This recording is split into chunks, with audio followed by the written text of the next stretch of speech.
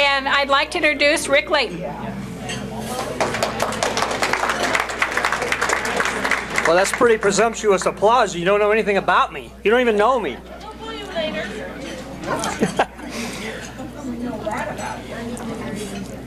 We live in a blessed area of the state and a blessed area of the country with some unusual blessings here. And I think that God has a sense of humor, because there are not very many things that I hate. But right at the top of the list are politicians and lawyers. So it's ironic to stand up here tonight and introduce to you a person who in the mind of many is a politician. I excuse that away by telling you that he is a statesman. He's not for sale. He doesn't negotiate. The lawyer part, maybe someday I'll have a use for it. Who knows? With that, I would like to introduce to you a good friend, our state legislator, Matt Shea. Thank you. Thank you. There we go. Got to have the eagle looking out where it's supposed to be. Well, thank you all for being here tonight. Can you guys hear me all right in the back? No? Are we on? All right. How about? You turned it up? How about now? Can you hear me back in the back? Perfect. And notice he didn't excuse away lawyers. That was pretty funny. Thanks, Rick. How many of you think that we're going in the right direction in the state of Washington and in the country? Raise your hand. Perfect. That's easy. So I want to talk about two things before I introduce the first person. And the first thing I want to talk about is the economy. I made some comments up in North Idaho that if we continue down this road, the economy will collapse. Those weren't just my words. Those are the words of Senator Jim DeMint in a private meeting we had over in Western Washington. And the reason is because we're printing $85 billion a month. Not a year, a month. We have $61 trillion in unfunded liabilities according to the Washington Policy Center, and those are 2010 numbers. Simple third grade math says you can't pay for that. It just says you can't pay for that. But there's some people that say, no, well, Matt, Washington's a little bit better. Unfortunately, in Washington State, we have over $40 billion in unfunded liabilities and debt. Our current state budget's about $32 billion. So we're in a lot of trouble here in Washington State, but still we have people that say, you know what, Matt? There's some good government programs out there, and we have got to fund them with a tax increase. We have got to fund them. So I've got a solution to that. Some of you have seen this, some of you haven't. Here is the official donation form to the state of Washington. Give if you want to, if you think they're doing such a great job. Very interestingly, not many takers on that. One of the people that I admire the most, that I have come to respect greatly, who I consider a very dear friend, is somebody who's been fighting the freedom fight over in Idaho, where they have been winning, and who has been really setting the trend for us in Washington State, working very closely with us. So it's not just a state thing, it's a cross-borders thing, it's a region thing. It's a region of freedom in the Northwest. It's not just about our state. And so I want to introduce my very good friend tonight, who has come all the way from Dalton Gardens, which is actually the main center of attention in Idaho because Coeur d'Alene is a suburb. Vito Barbieri.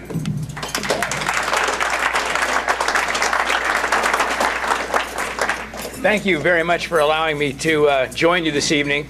I've been asked to kind of give a little report on Idaho's efforts toward freedom. And when I say little, I mean little. Some days I'm pretty cynical. Other days I'm very positive. Tonight I'm a little more cynical than usual. We are working on a bill to actually try to fight back against the NDAA. A few of us have begun that fight, but it's a minority. What we found is that there is a minority, but it's a controlling minority that really does know what's best for the state of Idaho and for their own careers. And in that way, it's difficult sometimes to get the ball across the line.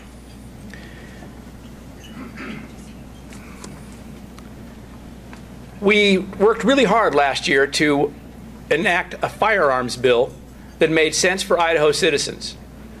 The House passed each and every one of them after a lot of work, and surprise, it got bottled up in the Senate. I don't know whether you know it or not, but in 2011, I headed up the effort to nullify the Affordable Care Act, Obamacare. That was the day, thank you, that was the session that our governor got up in front for a State of the State and said that if necessary, we would nullify that bill, that mandate. We worked all session on that. It was the only bill that he vetoed. What kind of powers we're talking about, what kind of influences we're talking about are beyond me. It's amazing to be able to see what we have tried to do, the efforts that have been done, and yet the ability, both for the Senate and the administration, to bottle that up and keep us from moving forward. Liberty is alive and well in Idaho. The citizens themselves, the taxpayers themselves, are working hard, just as the Tea Party are working hard on an individual basis to influence legislation and to take steps for themselves to be prepared for the debacle that Representative Shea is talking about. One of the things that we've got to be concerned about is really individual preparation. The questions now are, yes, what can we do on a legislative level? What can we do to influence our legislators? But more importantly, we've got to recognize that on a macro level, anything's possible. This shutdown, I think it's theater, but it could lead to something. The next budget fight on the raising the debt ceiling, I think it's theater, but it could lead to something. It just takes one trigger, and we will all be wondering, where are we going to get the food? Where are we going to get the fuel? So I just say that despite what the legislators are doing in the legal field, despite what we're trying to do in the legislature, it's essential that each and every one of us begin to think about our own preparations for our community and for our families. It doesn't have to be a Y2K incident. It doesn't have to be something that's imminent. But to be prepared is to feel comfortable. And to be prepared is also to have faith. Remember that faith in Jesus Christ is going to be the bottom line. It's going to be the bottom line, but be prepared.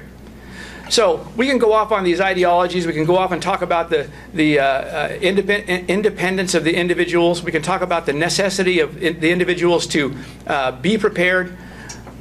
But the main thing is to recognize that if we ourselves, individually and as a community and as a family, are not emotionally and psychologically ready for whatever may come, then we lose control. And that totally sets apart any ability to be sovereign, take those steps that help the community get better.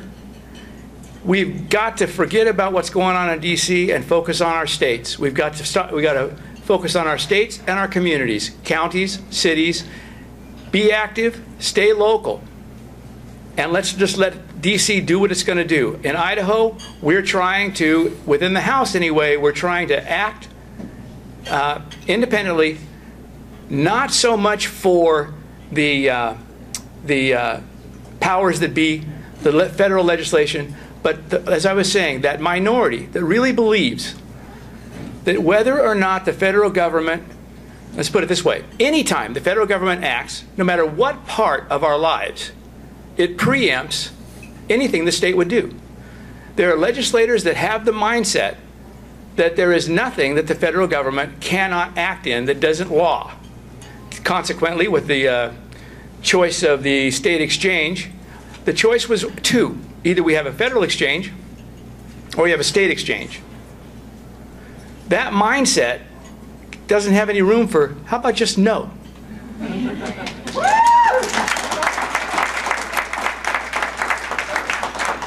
No, you don't understand. No is not one of the choices. It's either a federal or a state. That mindset says that if the federal government acts, the state has no power to respond.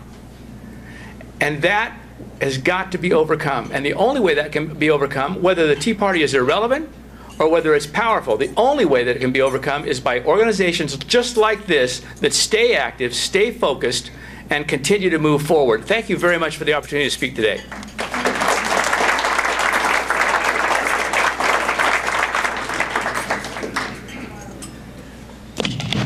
I think that brings up a very good point, that we must be self-reliant if we want to be free. Does that make sense to everybody out here? Yeah. So the next speaker tonight is a former bull rider. He also cleared out many stalls as part of his career riding bulls. So when he was asked to run for office, you mean I'm in for a bumpy ride and I have to shovel more BS? Perfect. Sign me up. He's grown to be one of my very good friends. He is considered by virtually everybody in Olympia to be the property rights expert in Washington State, particularly on issues like coordination and what local officials can do to fight back against federal government and state government encroachment where that happens. And also, he's part of the Freedom Agenda team. So tonight, we're going to talk a little bit about what we have done in Washington. And without further ado, my good friend, Representative Dave Taylor.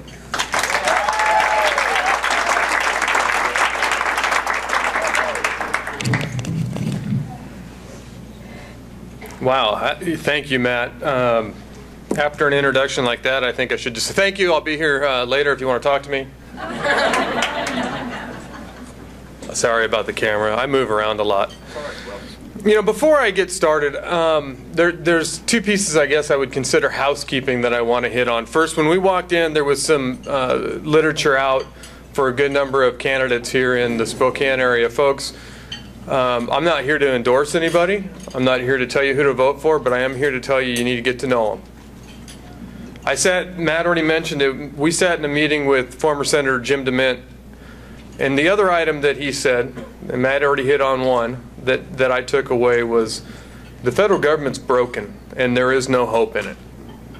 The hope is with our state and local governments. Folks, you need to get to know your local candidates, county commissioner, city council, port districts, it doesn't matter. Get to know them. Find out something about them and then determine whether or not you can support them. The other piece of business, I guess, is housekeeping. I have such a wonderful opportunity to work with individuals within Olympia that I have a lot of respect for. And we've Jeff Holy from the 6th, Elizabeth, she, what, 23rd? 39th, 23rd, 49th, whatever it is. Elizabeth, who joined us this last session, they both joined us this last session and really stood out and really did a great job for us. Carrie Condatta, who for a lot of us, yeah, I know your district is, but for a lot of us, you know, we've gone to Carrie at various times during our careers just to ask for advice, to get some pointers on how that place operates. Unfortunately, Jason Overstreet couldn't be here. He's actually in Idaho at a speed steel shooting with his son. He wishes he could be here. But I can tell you that both Matt and Jason, I've gotten to know both those gentlemen. There's nothing that I wouldn't do for them, folks. Those are two of the best men I've ever worked with, and I'd take a bullet for them. Yeah.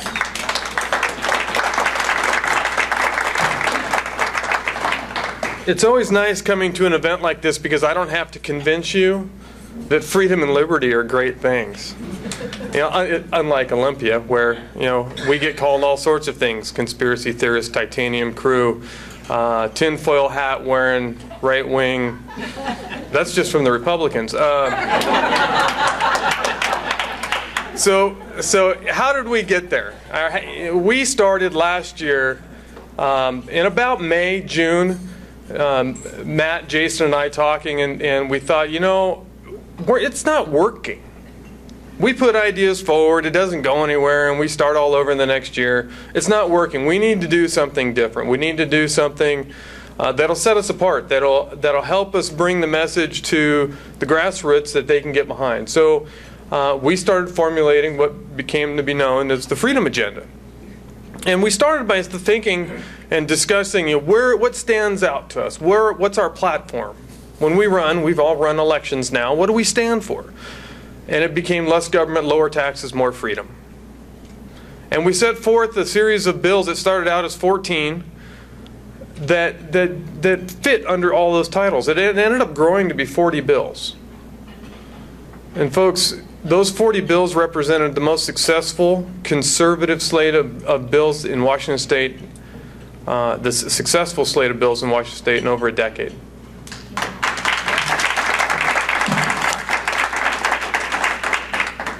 Those bills received 14 hearings.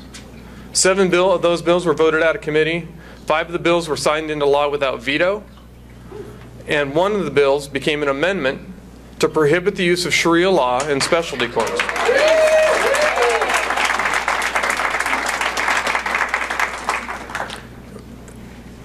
It's not, you know, this is the difficult part for me, because I don't like, you know, patting myself on the back or patting Matt on the back. I like to kick him, but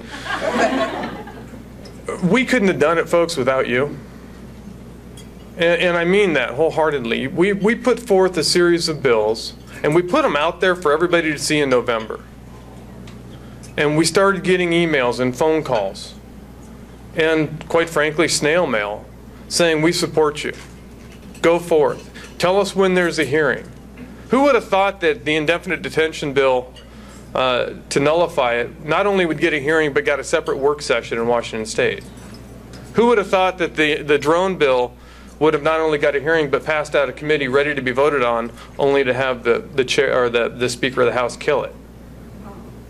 Folks, we put the bills forward, we worked the bills, but it was you, the citizens of this state, who did the hard work, because you made the phone calls. You've got the emails out there, and you said, this is the right direction. You know, one of the things that Matt and I have been able to do as we've gone around the state this year is talk about opportunities for the people to participate. You know, how does it, and we get asked, does it make a difference? You're darn right it does, and I've got 2 examples of that. First one, there's a little thing in Olympia called pre-filed bills. So before the legislature starts, you can pre-file a bill. Well, Representative Shea Appleton from the West Side, ultra-liberal, put forth a bill that would remove the stand your ground laws in this state. It was a duty to retreat.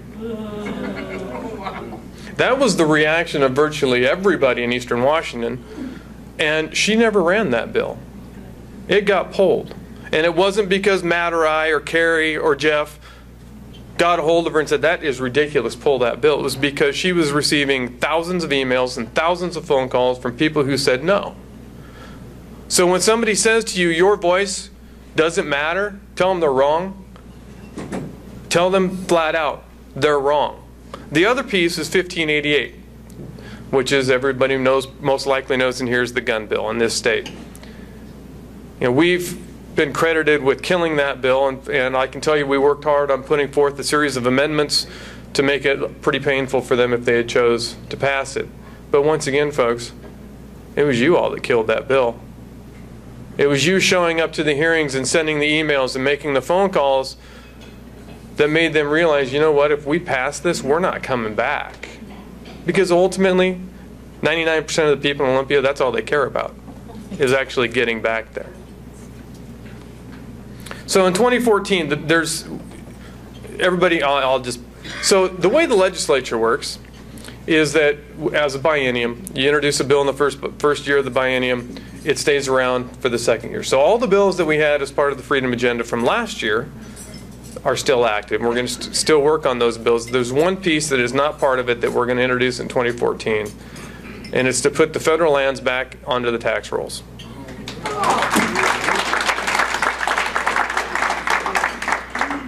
So can anybody tell me the other 3 states that became states the same time as Washington under the exact same enabling act?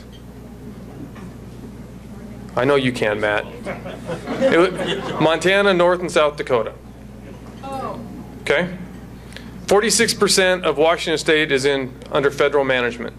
46%. You know what it is in North and South Dakota? That's about 4.5%. We have the law on our side. We have the enabling act on our side. So we're going to put forth a bill, this is the second time we've done it, that says no, those federal lands were being held in reserve by the federal government, and they belong back in Washington State on the tax rolls. the best part of it, it does two things. Number one, it reduces the cost in keeping those lands, the infrastructure, the carrying capacity, the carrying costs, fence maintenance, noxious weed maintenance, et cetera, et cetera. It puts it back on the tax rolls for local government. But most importantly, folks, it puts it back into production. And if you look around Washington State, and I can tell you, if you're from Spokane area, you've seen Stevens, Pend Oreille, Ferry County, the devastating impact on the timber industry with environmental laws. Folks, we get those back into private hands, we get those back into production, we will see our small communities flourish. And that's what it's all about.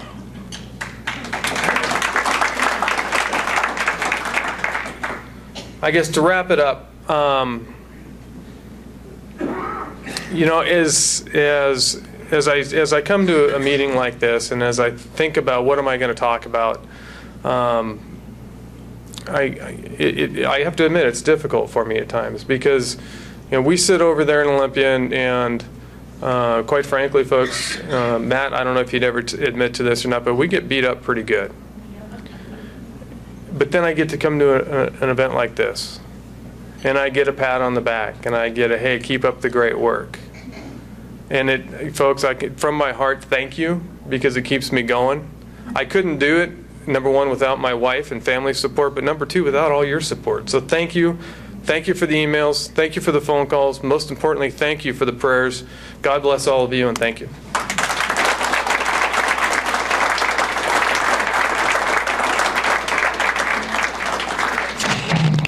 And by the way, a shameless plug, if you have not read 299 Days, the book series by a great friend of all of us, actually, Glenn Tate, not his real name, an Olympia insider, and everybody asks, hey, is this stuff that he writes about true? 90% of it is true and has actually happened in Olympia. So take a look at that book. And the reason I bring that up is because we're trying to get Dave a bit part in the movie that's coming up as Special Forces Ted. So the next speaker is one of the toughest ladies that I have ever met. And she replaced Senator Val Stevens in the 39th District, really as the champion of freedom there. She is so tough that not only was she in China, she was there in China right after the Tiananmen massacre, teaching English. So when she was asked to run and go behind occupied communist lines in Olympia, she said, absolutely, I'm signing up. She's been with us, the newest member of the Freedom Agenda team, and really, she's phenomenal when she stands on the floor. She just kind of talks matter of fact. I'm a mom. You guys probably shouldn't do that. It's tyranny. And people listen. People listen. So without further ado, Representative Elizabeth Scott.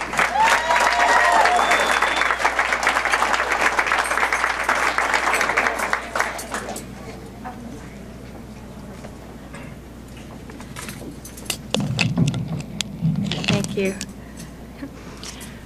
Well, so where are we?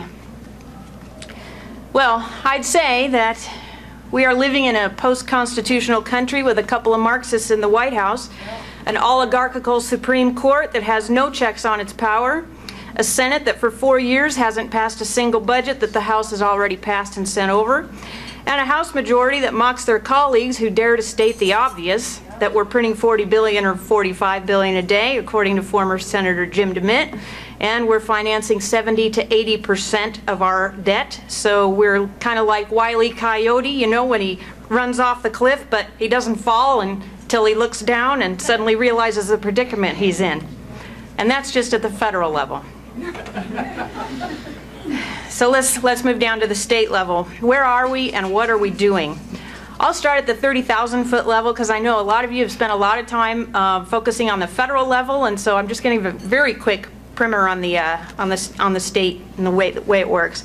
Every state's different, but here in Washington we have a legislative session every year, with the session beginning, I think, the second Monday in January. Is that traditional? It started the 14th last year, and lasting for 105 days in the odd-numbered years, like 2013, 2015. And lasting for 60 days in the even-numbered years. In addition to that, the governor can call a special session for up to 30 days. We had 2 special sessions this year. It's kind of funny that for about the first 100 years that we were a state, the legislature only met every other year, and had about 35 special sessions during that whole century. But in the 70s, I think, we went to meeting every year. And we've had about 35 more special sessions just since then. It reminds me kind of like when a child first begins to get an allowance and the money goes right through their pockets. They'll even give it to you. The money just has to get out of there. In contrast, the Montana legislature meets every other year, for 90 days. And last December, when I drove through there, they still had roads and schools. And I didn't see any piles of bodies by the roads, so I assume they had some kind of health care for their vulnerable. But I really think we would do a better job if we went back to meeting every other year. So this year, my freshman session was a real doozy. It was supposed to be 105 days, but it turned out to be 153, and finished on June 29th after 2 special sessions. Oh, and just for the record, I know the newspaper doesn't cover this very clearly, but our salary is the same whether we have special sessions or not. For people just starting, it's $42,000 a year, with a little bit more if you're for the people who have leadership positions or maybe are chair of a committee. And we do get a $90 per day per diem, but the Best Western in Tumwater costs $96, and that doesn't include lunch and dinner. So you do the math.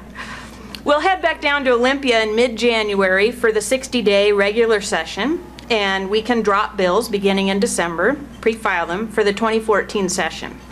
And right now, when we're back in our hometowns, it's called the interim. Some legislators have an office in their districts during the interim, and some just keep their Olympia office going, which is less expensive to the taxpayer. We're still working, but it's not back-to-back double-booked or triple-booked 15-minute appointments sandwiched between 2-hour committee meetings like during session. But instead, we're dealing with emails, phone calls, and meetings with constituents who have a question or a problem, learning about issues that affect our district, attending ceremonies like groundbreakings for a school or memorial services for a military veteran who was killed in the line of duty, and an occasional all-day tour of something like, for me, I went to the Criminal Justice Training Commission in Burien, and a tour of Skagit County farms that have extensive damage from elk that the state put there, by the way. My favorite part of being a legislator is meeting with constituents and helping them find a solution. I like driving 90 minutes from my home up to Cedro-Woolley, which is also in my district, to stand with the farmers and put pressure on the agencies to let the farmers kill elk that are doing tens of thousands of dollars worth of damage to their potatoes or their Christmas trees. I grew up on a 4th-generation farm in Illinois. In fact, I was just on the combine Monday. I flew back Tuesday night. I farmed 80 acres of it when I was in high school with my brother and sister. I get it. Crops are money, and wasted food is wrong. The farmers should be fully compensated for their loss. I enjoy meeting for coffee with a teacher who's angry about Common Core and how it's killing her desire to teach because there's no longer any room for any creativity whatsoever. And brainstorming possible solutions with my colleagues and staff to see how we can slow down or stop our state's involvement in Common Core. Sometimes it takes several bill ideas before a good one takes shape. But I'm learning the process. And a bill is being drafted as we speak. I saw the first draft tonight. It's focused, thank you. It's focused on requiring that student privacy rights be restored and that private data mining not be shared with private companies or the feds. I enjoy meeting with the IT guy at a local school district and learning about his frustration that he can find computers for sale to the public on the state website that are dirt cheap and far newer than anything that his school district has. And then he teaches his students, he goes down to Olympia and buys the computers, then he teaches his students how to fix them and upgrade them so that the school district can use them. But the state, believe it or not, calls these computers junk, and so doesn't let the school districts know first before they're made available to the public. So I'm digging for answers on that one and working to find a solution. Another thing that we get to do during the interim is meet with activists like you. It's one thing to keep in touch on Facebook, and I know a lot of us have been friends for a while. But it's really encouraging, as Representative Taylor mentioned, it's really encouraging and energizing to meet in person with like-minded patriots. I'm grateful for my friendship with these guys, these awesome men. They are rock solid.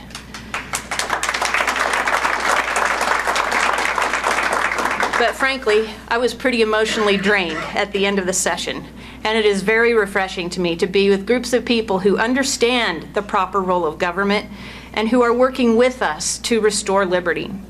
One of my favorite experiences, also mentioned already, of my freshman session was seeing the power of the grassroots in action. To put the word out on Facebook, newsletters, and radio about House Bill 1588, universal background check, and then to see it go viral with your help and your support, and then watch the support for it in the legislature drop rapidly as more and more activists phoned, emailed, called, and generally let their representatives know in no uncertain terms that they had darn well better get with the program and protect our Second Amendment rights. Yeah. It was amazing.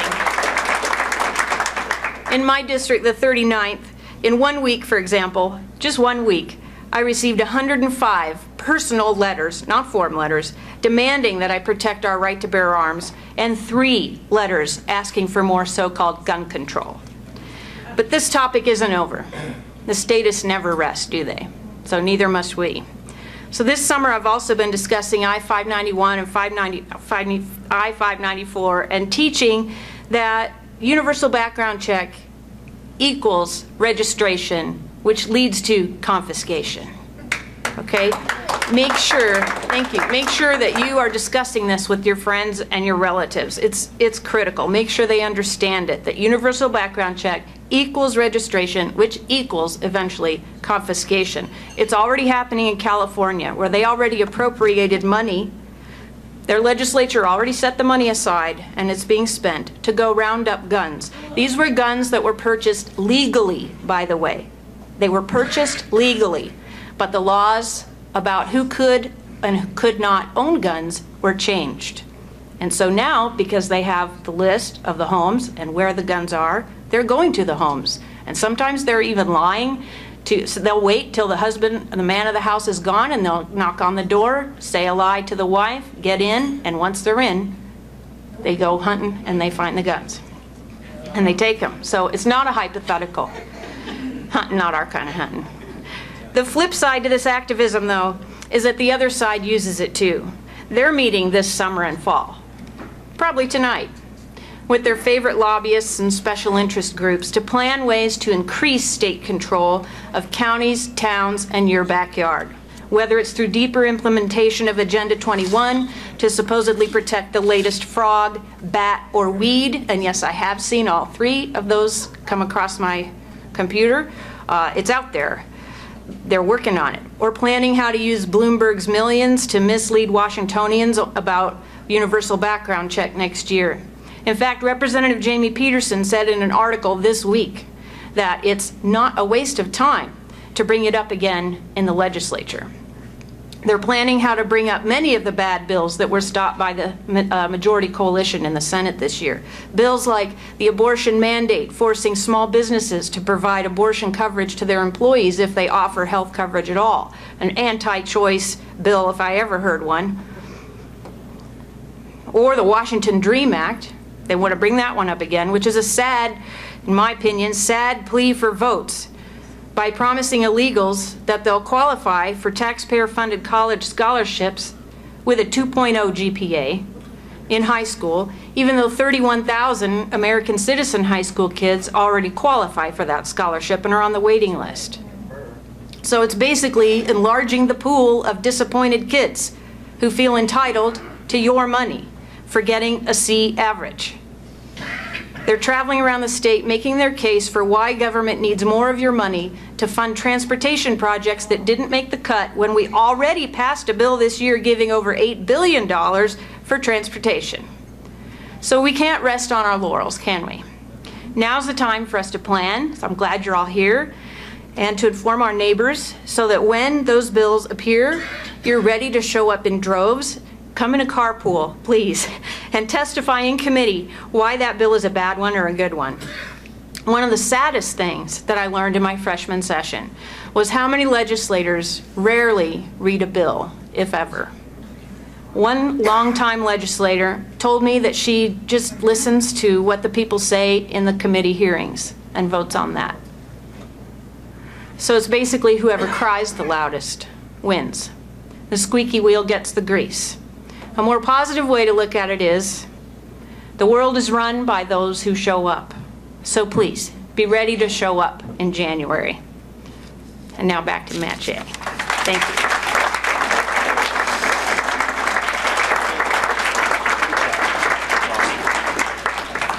you. You see why China didn't let her stay, right? Well, for a few brief remarks, we actually have the pleasure of a good friend of mine who was actually there first in Olympia, who I consider a mentor, who is an Italian's Italian, who owns an Italian restaurant, who is really considered the godfather in Olympia, and was asked when, I go back to Olympia, I can handle the mafia, no problem. He really has turned Olympia around and turned the message around by being a mentor to all of us, because he was there first. He's we consider him our elder statesman. And I consider him a very good friend and a good fundraiser as well. So Carrie Condatta, please come on up.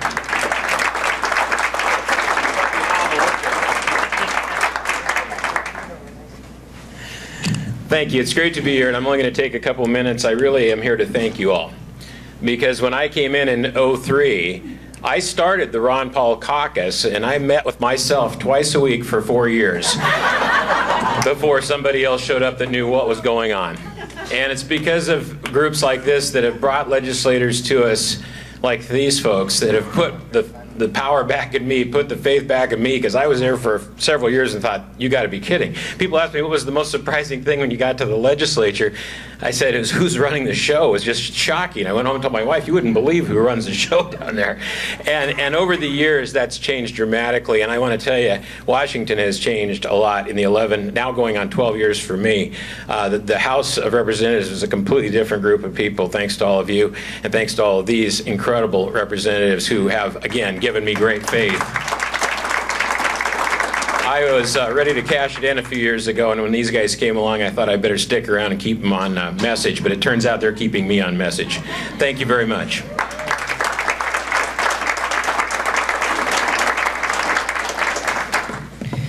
So I've been asked to talk a little bit tonight about the Freedom Agenda, and I start off every speech that I ever give by just simply saying, we talk a lot about political solutions, but our hope is not in man, our hope is in Jesus Christ. Amen? Amen. Amen. I want to recognize somebody tonight who is really an unsung hero in the Tea Party movement, who was called to New York City to be on David Letterman so that David Letterman could mock her and make fun of her and ridicule the Tea Party movement. Instead, he ran smack dab into an articulate grandmother who tore him to shreds. Pam Stout, please stand up. Let's recognize her and give her a round of applause.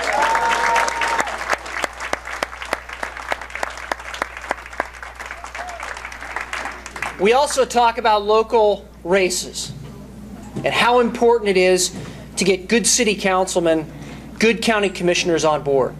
One of the reasons for that is, look at Detroit. How's that working out for them, right? By contrast, the city of Spokane Valley, with a $32 million a year annual budget, has $28 million in reserve and no debt. That is a model for the rest of the country.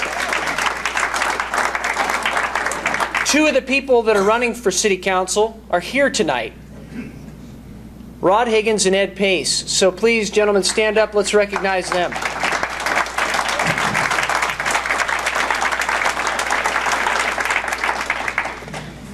So I want to share a little bit of something of wisdom I think I've learned about Olympia.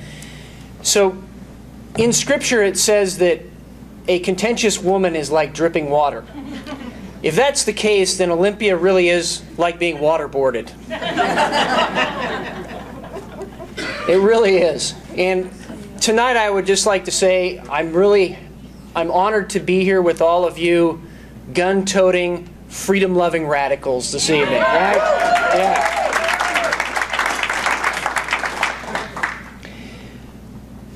The law in this country is dead. The Supreme Court doesn't follow the Constitution. Congress doesn't follow the Constitution. The President doesn't even want to follow the Constitution.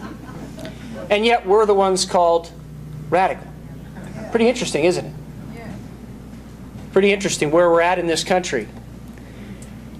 And we have a tendency, I think, as people that love freedom, to dwell on the problems. Things are bad. They are. We all know that. So tonight I would like to talk a little bit about the solutions and hopefully refocus us on what's going to happen in the future, what opportunities are going to come forward in the future, how we can seize those opportunities, how we literally can take those opportunities and look at them as a farmer looks at a field, as an opportunity to plow the ground now, and then after the rain, look forward to the harvest. That's where we need to be in our mindset. We have to quit focusing and dwelling on the problems, because it's easy to do that. I mean, every day this president gives us at least a punchline for a joke, or he's doing something really terrible and standing in the way of our World War II veterans going to a memorial. I mean, my goodness gracious, even the most ardent Democrat would never have done that before this president, ever. But we can't dwell on it. We have to talk about the solutions. First, I think we need to be clear on what our vision is. Our vision is to restore a God-honoring constitutional republic. That is our vision.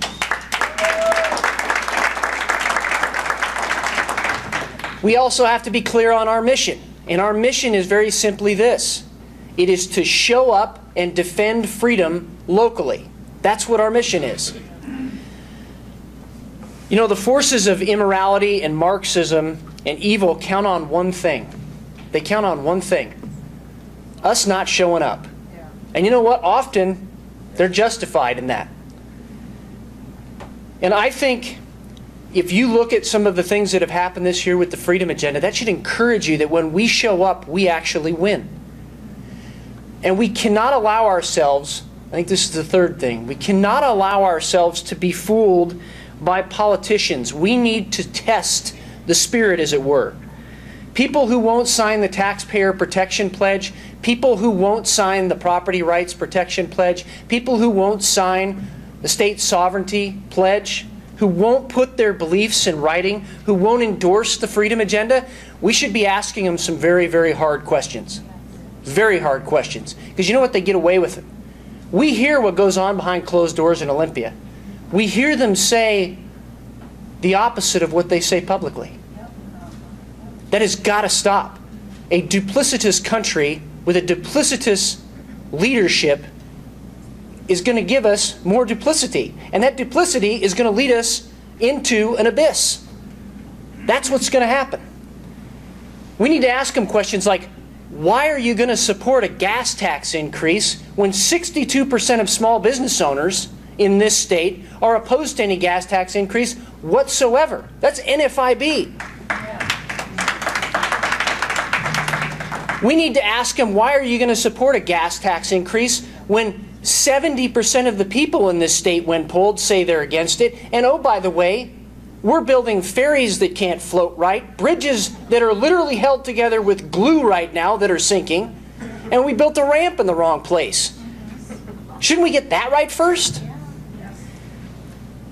We should also ask them, why support a budget in this state that relied on almost $1 billion in tax increases, funded the implementation of Obamacare, and funded the killing of babies?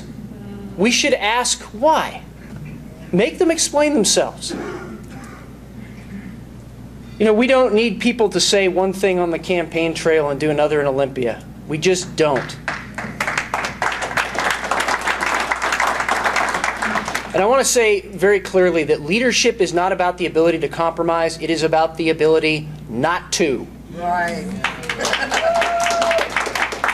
It's about the ability to articulate our principles in such a way that we bring people over to our point of view. That's what Ronald Reagan was a master at. He really was.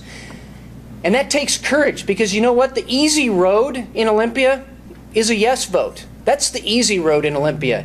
The easy road in Olympia is not carrying the banner for freedom and liberty. The easy road in Olympia is worrying about getting reelected. And the easy road in Olympia is about going along to get along. That's the easy road. Lastly, I think we need to ignore the naysayers. We had a lot of people say, you guys are the most ineffective legislators in Olympia, and your bills never go anywhere and they won't do anything. They can't say that anymore, can they? They can't say that anymore. The most successful slate of conservative bills in over a decade in Washington State. Out of 40 bills, 14 hearings, 7 passed out of committee, 5 signed into law without veto, 4 national news stories until the other day when we got our 5th national news story on a bill we're doing on property rights. We actually got a rule change too. A rule change that just simply said this, that when a citizen shows up in Olympia, they testify before the lobbyists and the bureaucrats.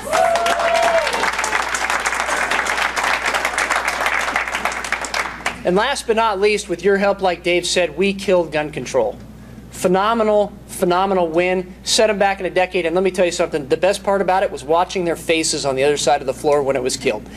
That was the best part, because they were shocked. They're in control by 6 votes, for goodness sakes. They had the majority by 6 votes, and they lost. And that was, again, because of you. Some people gave us grief for introducing the same bills year after year after year, but we got to understand that's exactly what they did for 25 years with same-sex marriage. That's exactly what they've done with a lot of their socialist policies. We need to educate people by introducing these bills, the same bills year after year after year. We also need to go on the offense instead of playing defense. And part of going on the offense, I think, is we need to build coalitions around issues. You know, right, tonight we've got libertarians here. We agree on a lot, a lot. We should build coalitions with them. We've got some Democrats right now who are actually Tea Partiers. They just don't know it yet. We need to build coalitions with them too. And you know how I know that?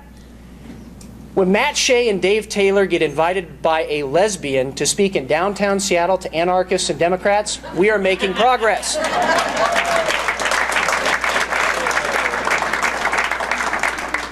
We agree on the drone issue. Some people say, well, Matt, we need a majority to win.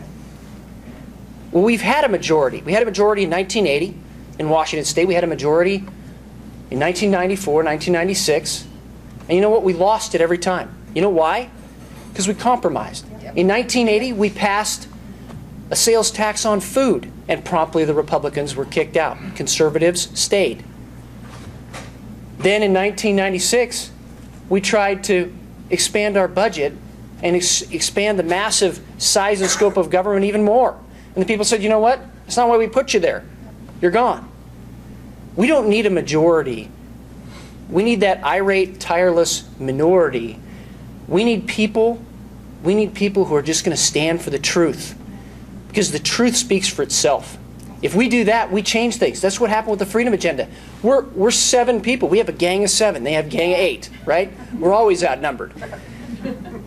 But we're successful by the grace of God. And that's because we stood for the truth. So that's kind of the basis behind the Freedom Agenda. And I want to say one more thing. Just so we didn't have any hypocrisy, we tied every single bill in the Freedom Agenda to the Republican Party platform in Washington State. So let's talk about what we're going to do in the future. So lower taxes. We talk about lower taxes, less government, and more freedom. Lower taxes. We are going to fight this year, along with the Washington Policy Center, which recognized one of our Freedom Agenda bills as a priority, to repeal the estate tax, which is not the estate tax, the death tax in Washington State. Let's talk about less government. Is there a possibility of having a government shutdown somewhere in our future? Yeah, well, it's already happening, right? We are going to launch what is called Financial Ready Washington. So we are prepared fiscally in case all the federal money dries up. and we can be independent and sovereign again as a state.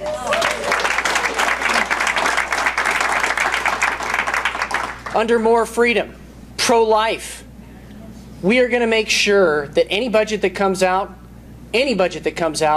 ends taxpayer funding of abortion in Washington. Pro-liberty. Notice a little theme here, kind of follows the Declaration of Independence. You know, we're not unique. The drone bill, constitutional use of drones. It was very interesting. We really hammered the Speaker of the House over killing that bill. In fact, the headline in the paper, you'll never see this either. The headline in the paper said, Democrat Speaker kills drone bill over corporate profits. Okay? We're winning the message war, right? He came up to me at the end of session, they banged the gavel, last thing, I turn around and bam, the Speaker of the House is standing like right there. And he looked at me and he says, Matt, I'm with you on drones, we're going to pass that out next year, I promise you. So the drone bill will come out this next year. We've also been promised that the NDAA bill will be voted out this next year. And last but not least, opening up a new market by allowing, because it's really weird right now, people don't understand, Washington State used to be one of the largest exporters of this substance, hemp. We used to grow hemp for hemp rope and hemp fiber, tying up our vines and our hops fields in central Washington. We used to be one of the largest exporters in the whole world. Now we're importing everything. Why don't we allow the growing of hemp so we create a new market in Washington for our rural folks? We create jobs that way instead of having government continue to strangle our businesses in this state. Dave talked about the transfer of federal lands back. He talked about that, and I'm gonna leave it there for one reason. This is where you can build coalitions around issues. You know who's somebody that supports this? The WEA and some of the school administrators, because it's going to bring tax dollars into education. Another way we can build coalitions around issues. Elizabeth talked about stopping gun control. I want to talk about pro-veteran bills that we introduced. One of them, we helped disable veterans, is one of the bills we got signed into law by the governor. Pro-veteran is not just something we give lip service to. When I watched on TV the other day as a wheelchair-bound 85-year-old man looked into the camera and said, we have less brains in Washington, D.C. now than ever in our history. On the other side of a fence keeping him out of a memorial to his dead friends. We can never allow that to stand. And I just want to say this, and I agree with Mark Levin on this. If they touch one of those veterans, we all need to drive to Washington, D.C. and open it ourselves.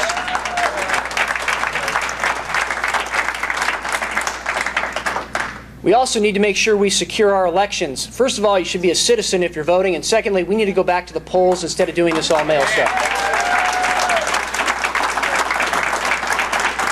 We're going to propose one rule change in the House of Representatives, and that's simply this, that every representative gets at least one hearing on a bill of their choice.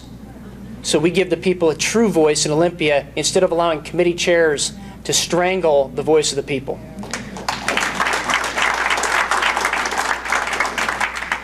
Some people say, Matt, that's Pollyanna. You know, you're not going to do that. People aren't with you. You're in Washington. You've got Seattle to deal with. You know, we're not talking to Seattle. We're talking to people who love freedom. And you know what? The people that love freedom in this country outnumber the people that don't.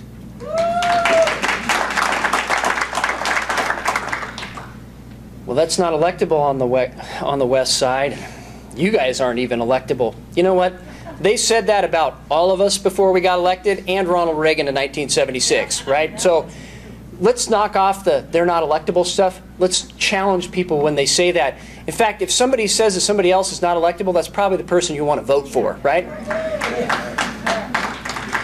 So, and I think really that too is just an excuse for cowardice. And I would just ask those people, wouldn't we want to risk everything in a righteous cause instead of being in that cold and timid place that knows neither victory nor defeat? Wouldn't we rather that? I think this summed up, and I'll conclude with this, that the hardest battle we ever fight is to do the right thing. It's just to do the right thing. So if you want to get involved further, you can go on Facebook, Freedom Agenda Washington, like the page, get involved. That's where our clearinghouse for information. We put out all kinds of information about how you can get involved, what's going on. Go to Freedom Agenda Washington. We also do a radio show every week, 8:30, Tuesday mornings, on American Christian Network, 106.5. Thank you for those that are listening. But it's also on the internet, streaming live, so you can all listen. Again, it's American Christian Network, and we have Facebook pages, all of us. Check those out. Like our pages. Interact with us, via Facebook message. Don't assume we know something. We get more information and ideas from the folks than we ever do from any kind of news source. So please, we use it all the time. We had so many bills turn into actual law in Washington State because it came from one of you. It came from one of you. So, no excuse, right? We need to arm ourselves for battle this weekend. We need to arm ourselves with the knowledge that we're going to have this weekend. We're going to be taught this weekend because we are involved in the greatest battle for freedom and liberty in the history of this country. It is even greater, I believe, than what the founders went through. It is even greater than what the founders went through, because if the light goes out here, where do the boat people go? Where do the people who love freedom go? China? There's no farther west to go, my friends. There is no farther west to go. The line in the sand's right now, and it's right here. So arm yourselves. Then go arm your families. Then go arm your churches and communities. Be bold and courageous in your faith. Be bold and courageous in your defense of the Constitution. Be bold and courageous in your articulation of freedom. Because we are exceptional as Americans. Our Constitution is exceptional. Our freedom is exceptional. And you know what? I will say it, our religion is exceptional.